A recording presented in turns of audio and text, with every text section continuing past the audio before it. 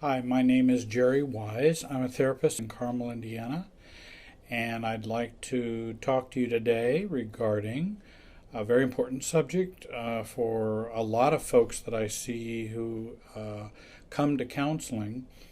And this video is entitled, "Why Doesn't My Life Work?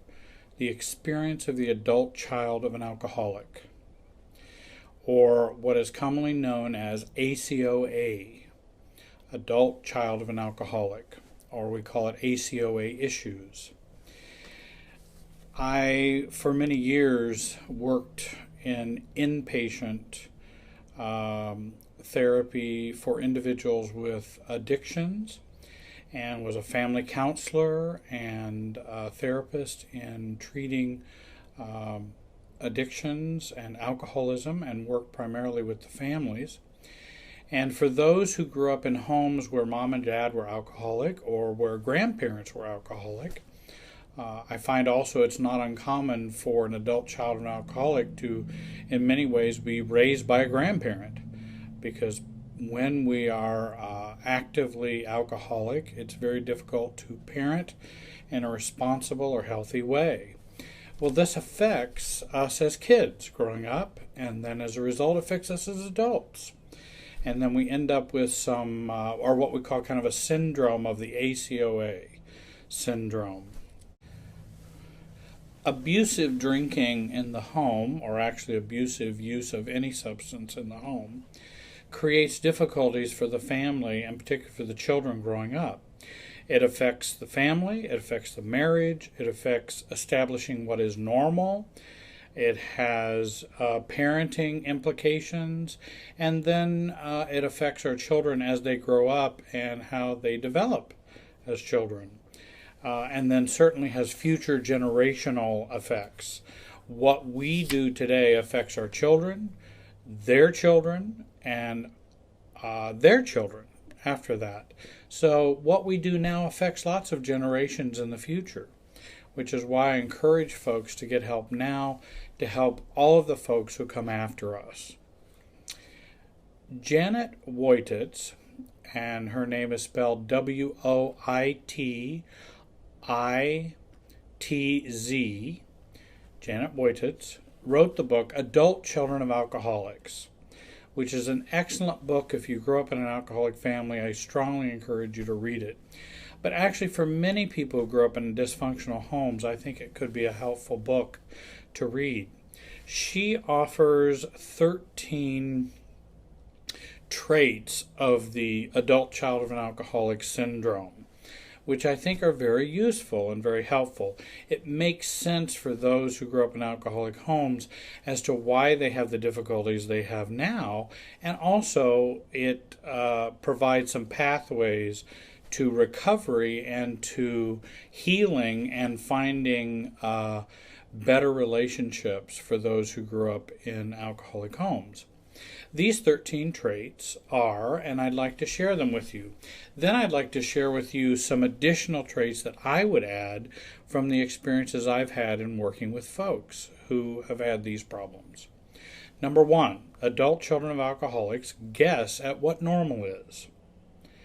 When you grow up in a dysfunctional and very problematic home where active drinking is taking place, knowing what normal is not something you learn. Number 2, adult children of alcoholics have difficulty following a project through from the beginning to the end. Number 3, adult children of alcoholics lie when it would be just as easy to tell the truth. And again, I think of lying as having a number of reasons why we might lie. We lie because maybe we're a pathological liar. Most of the time people lie because they want to avoid shame, they want to avoid hurting the feelings of others, they want to avoid conflict. And so we'll lie for those reasons. And the adult child of an alcoholic will lie for those reasons. And many times will even lie when they don't have to lie. Number 4, adult children of alcoholics judge themselves without mercy. That's common when you've grown up in an alcoholic home. Number 5, adult children of alcoholics have difficulty having fun.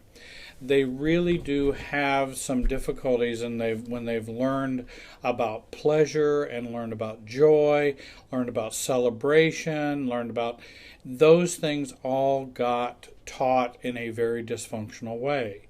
So they have difficulty when it comes to having fun. 6, adult children of alcoholics take themselves very seriously.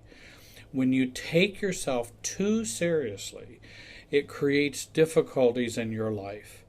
And oftentimes, over seriousness creates problems in life. Number 7, adult children of alcoholics have difficulty with intimate relationships. And that's where I come in. People come in with their marriages, their parenting issues, their relationship issues, because they've had difficulty with intimacy. And intimacy is hard if you've grown up in an alcoholic family. Number 8, adult children of alcoholics overreact to change over which they have no control. Again, 8, adult children of alcoholics overreact to changes over which they have no control. And I think that happens because of something they learned growing up in families, when so much change was happening while the alcoholic was intensely in their alcoholic pattern, and they're the kids in the family. You've got all kinds of changes happening, and children who grow up in alcoholic homes feel like their lives are out of control, and they have no control over what happens to their lives. Well, this affects us as adults as well. Number 9, adult children of alcoholics constantly seek approval and affirmation. Because we got so little or none at all in terms of approval and affirmation, and maybe mostly got a lot of criticism, shaming, and maybe even abuse, that we then spend the rest of our adult life trying to find approval and affection. And so we actually, I think adult children of alcoholics become addicted to approval and affection. Number 10, adult children of alcoholics usually feel they are different from other people. Growing up in an alcoholic home, you feel very different. That feels normal, and then your normal doesn't feel normal with the rest of the world's normal. So you feel very different, and you feel like you just don't have it understood or as clear as what other people have. Some people will say, how come I didn't get the manual to life and kind of know how it's supposed to be lived and how it's supposed to be done? Number 11, adult children of alcoholics are super responsible or super irresponsible. We tend to be at either end of the pole. And will either overfunction or very much underfunction. Number 12, adult children of alcoholics are extremely loyal, even in the face of evidence that the loyalty is undeserved. In other words, we will find ourselves attached to folks who are probably needy or problematic or dysfunctional, and we'll come in and overfunction in that relationship and stay loyal no matter how much we get abused, no matter how much we get used, and we continue that loyalty and see it as a virtue no matter how dysfunctional it is. And we just don't change or demand that someone deserve our loyalty or earn our respect and loyalty. We don't do that as adult children of alcoholics. And then number 13, adult children of alcoholics are impulsive. They tend to lock themselves into a course of action without giving serious consideration to alternative behaviors or possible consequences. This impulsively leads to confusion, self-loathing, a loss of control over their environment. In addition, they spend an excessive amount of energy cleaning up the mess. And adult children of alcoholics will see their lives in that way. Let me share with you some additional traits I've found in working with adult children of alcoholics in their marriages and in their relationships and in their careers. I find that adult children of alcoholics have a very severe amount of abandonment issues, and they deal with abandonment, and they become very reactive as a result of that abandonment, and really do struggle with a sense of fear of being abandoned. Number 15, adult children of alcoholics have a lot of trouble seeing their lives at a 30,000-foot view. In other words, they tend to not be able to see the forest for the trees. Or some would say they have difficulty in viewing and seeing their lives in a systems way. They're kind of systems handicapped. And I think viewing life as a system and looking from a systems view is very crucial for recovery. Adult children of alcoholics, in the same light, tend to focus on the content of interactions and relationships and not on the process of what's happening. In other words, the adult children of alcoholic who grow up and then marry an alcoholic, let's say, or an addict, or a workaholic, or an abusive person, what they will do is focus on what that person says, which is the content, and not focus on the process of what's going on. In other words, they take the words over the behavior. And so they don't see what's going on. And that's where I think they have difficulty with the 30,000-foot view. Number 16, adult children of alcoholics tend to get stuck in black and white thinking. And again, either things are either A or B. They don't tend to have a very good sense of what C, option C, would be. It's either A or B. I either do this or I do that, and they don't have many options for C, D, E, F, and G.